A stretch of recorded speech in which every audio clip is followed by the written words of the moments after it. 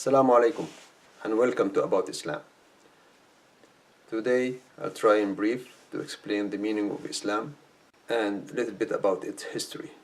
To explain the meaning of Islam, we have to go to the Arabic language because the Arabic language is very rich and it has many meanings for one word, unlike English. So the word Islam has two meanings. The first one is about the relationship of the person and his God. And this is something that nobody can know. It's a very intimate relationship between the Creator and us.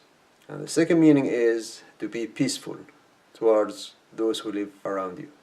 The other aspect of Islam is Iman, or as simply translated, belief. This translation only describes the part between the person and his God, which is believing or not believing in God. And this is again a very personal and secret relationship known only to God and the person himself. But the social part of this word, Iman, is people around him will be safe from his deeds and his words and his actions. So basically, the social part of Islam is being peaceful and safe to live with. Those two concepts are really disregarded by the other so-called Muslims. They only concentrate on the part between the person and his God. And they go judging people by their religion, or at least declared religion, and unless they believe in the extreme form of misguided religion they call Islam, they are targeted for persecution or for murder. We'll talk in more details in the following episodes because this is a very big subject to be covered in a few minutes. Now a little bit about the history of Islam. Unlike most Muslims think, Islam didn't start by Muhammad. Islam started by Abraham, who is called the father of the prophets. And in the Quran, God instructs Muhammad to follow the ways of Abraham.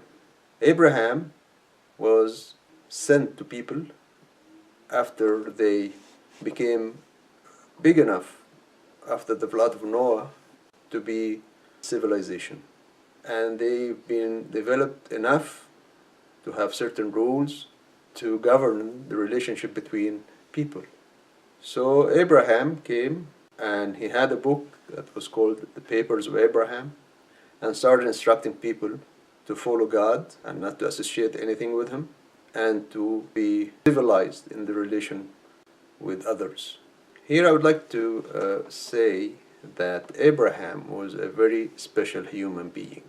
In spite of the fact that he was born to a father who actually makes idols and sell it to people to worship, he didn't accept that. He didn't accept the fact that somebody can worship an idol or a small statue, maybe because he knew that it was just a piece of clay that had been formed or whatever. This whole thing didn't sit well with him. And in the Quran, this stage of his life was described in details. Maybe in the future I can have one of the videos I'm making just for the story of Abraham. Abraham had many sons. So the first one that became a prophet was Jacob or Israel. And after him, Jesus Christ was born to Virgin Mary a few hundred years later to the same people of Israel. And he brought the Bible or the New Testament.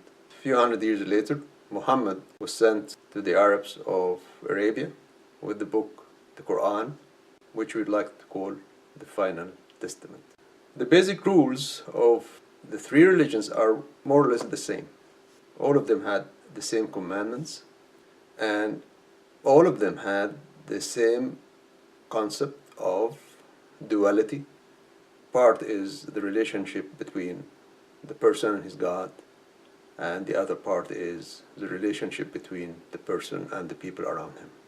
So what happened is that people of Israel thought that this religion was theirs and they called it Judaism, and so did the people of Israel who had Jesus Christ and decided to call it Christianity. And again, those who got Islam by Muhammad decided to call it Islam or their Islam. So as you can see that all religions are the same, and they all had the same father, they all had the same prayers, and they had fasting, and they had charity, and they had the visit to God's house in Mecca, which is called the Kaaba or the Cube. But unfortunately, each of the groups, especially the latest one, which is the Muslims, decided that their religion is different and it is better than the others. And somehow they decided that Muhammad, the Prophet, is better than Jesus Christ and better than Jacob. And the fact is that none of this was revealed in the Quran. On the contrary, the Quran says very clearly that all messengers are the same to God, and He doesn't differentiate between each of them. Thank you very much for watching. God bless you, and we'll meet next time. Assalamu alaikum.